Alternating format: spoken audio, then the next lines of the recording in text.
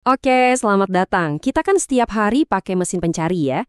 Rasanya udah kayak selap aja. Ketik sesuatu, langsung muncul jawabannya. Tapi pernah nggak sih kepikiran apa yang sebetulnya terjadi di balik layar itu? Nah, kali ini kita bakal bongkar misterinya bareng-bareng. Kita semua pasti pernah deh ngerasain ini. Butuh satu info spesifik, tapi yang ada malah tenggelam di antara jutaan hasil yang gak nyambung. Internet itu kan luas banget. Kadang rasanya ya kayak lagi di tengah lautan tapi nggak bawa kompas. Bingung.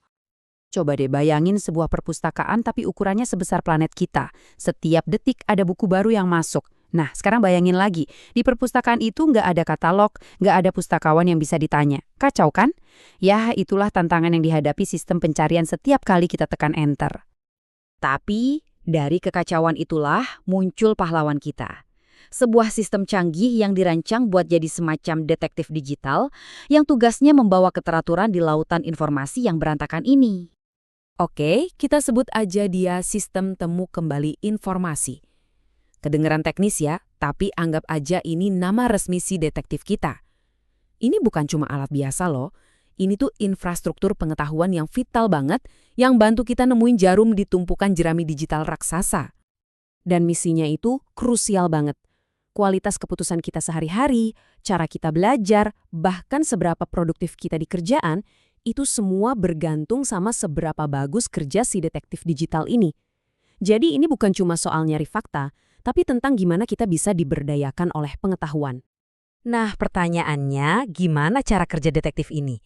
Apa aja sih alat-alat yang dia pakai buat mecahin kasus informasi yang hilang?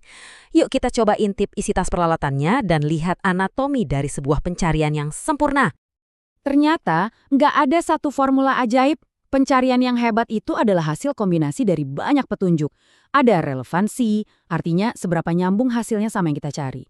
Terus ada kualitas konten, informasinya dalam atau cuma di permukaan aja. Bahkan popularitas sebuah halaman, seberapa banyak situs lain yang ngasih rujukan ke sana, itu juga jadi petunjuk penting buat si detektif. Semuanya harus dipertimbangkan barengan. Tapi nih, dari semua petunjuk itu, ada satu raja yang nggak bisa diganggu-gugat, relevansi.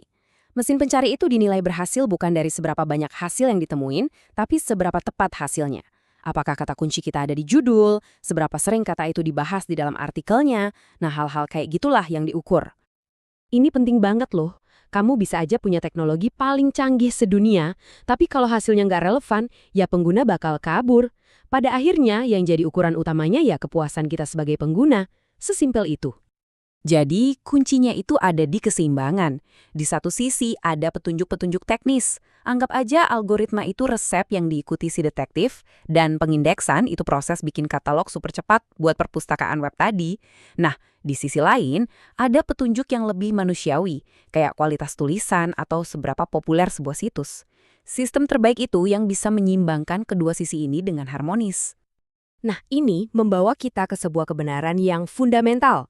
Secanggih apapun detektif digital kita, kemampuannya itu terbatas oleh kualitas bukti yang tersedia di luar sana. Ada prinsip yang namanya garbage in, garbage out. Ini berlaku banget di sini. Artinya, sistem pencarian itu cuma bisa sebagus informasi yang ada di web. Kalau sebuah topik itu isinya cuma konten abal-abal atau misinformasi, ya kemungkinan besar itulah yang bakal muncul di hasil pencarian. Bukan karena sistemnya bias, tapi ya karena cuma bukti itu yang berhasil dia kumpulin. Sebagai sentuhan akhir, ada dua faktor lagi yang nggak kalah penting. Pertama, kecepatan. Karena siapa sih yang suka nunggu, ya kan? Dan kedua, personalisasi. Kemampuan sistem buat ngertiin konteks kita, misalnya lokasi kita atau riwayat pencarian kita, biar hasilnya bisa lebih pas buat kita secara pribadi. Oke, setelah melihat semua kerumitan ini, kita sampai pada sebuah kesimpulan yang menarik banget. Ternyata kualitas pencarian itu bukan cuma tanggung jawab satu pihak doang. Nah, ini dia intinya. Pencarian yang hebat itu adalah hasil dari sebuah kolaborasi.